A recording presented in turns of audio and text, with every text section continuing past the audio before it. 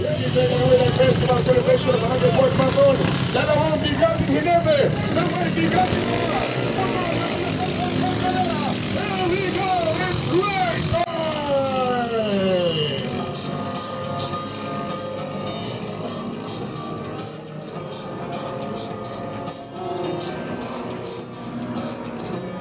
It starts with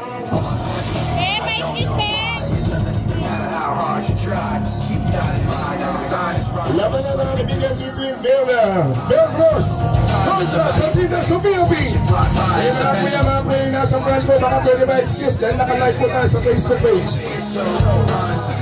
Upo lang po yung mga nasa harapan. Here we go! May pagbabago na! Belgros ang pumapangalawa, Sofia 5, Sofia P ang nangunguna for this first lap. Mga sir, baka pwede makapunta tayo dito dahil nakalive po ito. Hindi makita dyan. Magandang nagigkitan. Ang inete mga kaibigan na nangunguna is Maymay Belgros na sa likuran. Hop! Yun! Magandang iwan, ladies and gentlemen. Higit lang yung laban ng malupit na hinete mula sa labas ng ating narinig ng Palawan.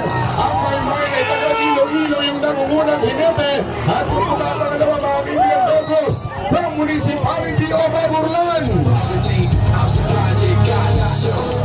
Simulawan po yan ang mamanood ngayong araw sa Barangay Port Maton.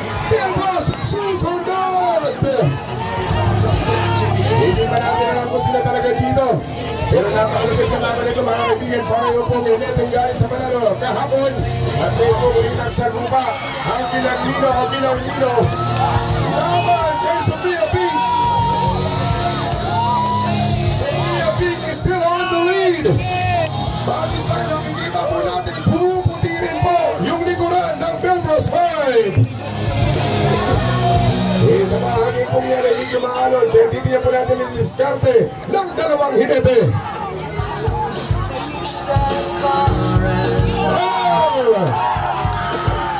There's a little piece there from Belgros 5.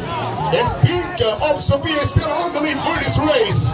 Ladies and gentlemen, this amazing race of both dito sa Barangay Port Maton was brought to us by our partner, the #1 Pioneer Epoxy here in the Philippines. Pioneer Epoxy ang nakasaray ng tatak ng matibay. And here we go! May panalo na tayo! Congratulations!